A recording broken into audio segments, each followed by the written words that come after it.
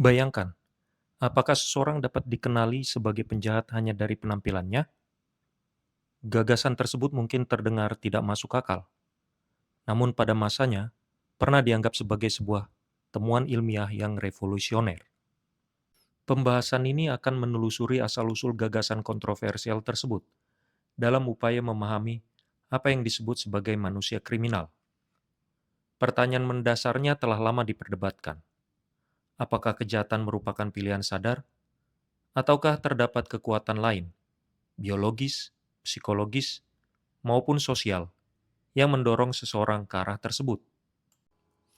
Jawaban atas pertanyaan ini sangat penting, karena memengaruhi cara kita membangun lembaga pemasyarakatan, merancang program rehabilitasi narapidana, serta mendefinisikan konsep keadilan itu sendiri. Sebelum abad ke-19, pandangan umum menyatakan bahwa kejahatan adalah dosa atau pilihan rasional individu yang memiliki kehendak bebas. Namun, di tengah revolusi ilmiah, ketika para ilmuwan memetakan alam semesta dan anatomi manusia secara sistematis, muncul pertanyaan baru. Apakah metode ilmiah yang sama, observasi, pengukuran, dan pengujian, dapat digunakan untuk memahami perilaku kriminal? Pada titik inilah dua aliran besar berhadapan. Mazhab klasik berpendapat bahwa manusia adalah aktor rasional yang mempertimbangkan keuntungan dan kerugian sebelum melakukan tindak pidana. Sebaliknya, mazhab positivis mengajukan gagasan yang berbeda secara fundamental. Menurut aliran ini, perilaku kriminal ditentukan oleh faktor-faktor di luar kendali individu dan dapat diukur serta dipelajari secara ilmiah, sebagaimana gejala penyakit. Akar pemikiran tersebut bersumber dari positivisme, yaitu keyakinan bahwa ilmu pengetahuan merupakan satu-satunya jalan menuju kebenaran. Positivisme menolak spekulasi metafisis. Sesuatu hanya dianggap sebagai pengetahuan yang sah apabila dapat diamati, diukur, dan diuji secara empiris. Fokusnya bukan lagi pada perdebatan abstrak tentang baik dan buruk, melainkan pada data dan fakta yang terverifikasi. Tokoh sentral di balik gagasan ini adalah Auguste Comte. Ia berpendapat bahwa masyarakat, dengan seluruh kompleksitasnya, dapat dipelajari secara ilmiah sebagaimana ilmuwan mempelajari organisme hidup. Menurutnya, perkembangan pemikiran manusia melalui 3 tahap: teologis, metafisis, dan ilmiah. Tahap ilmiah dipandang sebagai puncak evolusi intelektual manusia. Pendekatan ini kemudian diterapkan secara radikal dalam studi kejahatan oleh Cesare Lombroso, seorang dokter asal Italia yang berupaya mengidentifikasi ciri-ciri biologis pelaku kriminal. Ia sering disebut sebagai salah satu pelopor kriminologi modern. Dipengaruhi positivisme dan teori evolusi Darwin, Lombroso mengemukakan tesis bahwa penjahat adalah bentuk kemunduran evolusi atau atavisme, yaitu individu dengan karakteristik biologis primitif yang bertahan di masyarakat modern. Menurut Lombroso, ciri-ciri tersebut dapat dikenali melalui tanda-tanda fisik tertentu yang disebut stigmata, seperti rahang besar, dahi miring, lengan yang relatif panjang, atau kelainan anatomi lainnya.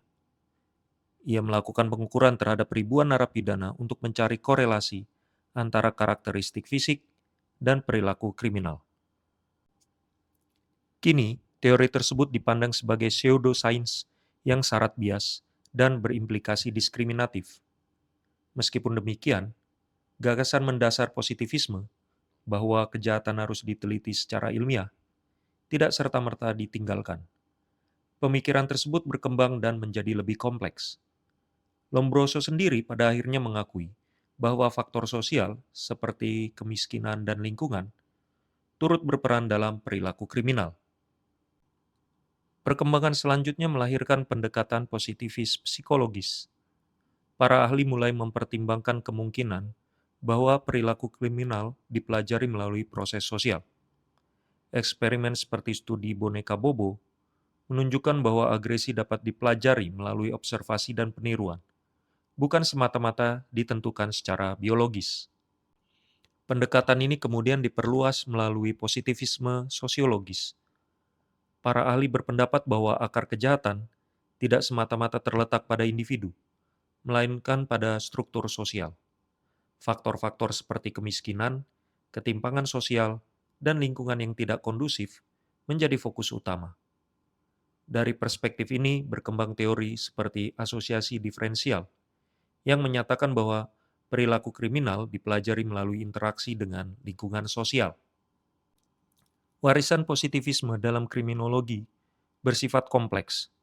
Di satu sisi, pendekatan ini memperkenalkan metode ilmiah yang sistematis dan mendorong penelitian berbasis bukti terhadap penyebab kejahatan. Hal ini menjadi fondasi bagi berbagai teori kriminologi modern. Namun, di sisi lain, bentuk awal penerapannya pernah digunakan untuk membenarkan praktik diskriminatif, termasuk rasisme dan kebijakan represif. Terdapat pula risiko reduksionisme, yaitu kecenderungan melihat manusia semata-mata sebagai produk faktor biologis atau lingkungan, sehingga mengabaikan dimensi pilihan dan tanggung jawab moral. Pertanyaan yang muncul kemudian adalah sebagai berikut. Jika ilmu pengetahuan mampu mengidentifikasi faktor-faktor yang meningkatkan resiko seseorang terlibat dalam kejahatan, baik genetik, psikologis, maupun sosial, apa tanggung jawab masyarakat? Sejauh mana intervensi dapat dibenarkan? Dan di mana batas antara pencegahan dan pelanggaran terhadap hak individu? Inilah dilema kontemporer yang diwariskan oleh positivisme, dan perdebatan tersebut masih berlangsung hingga saat ini.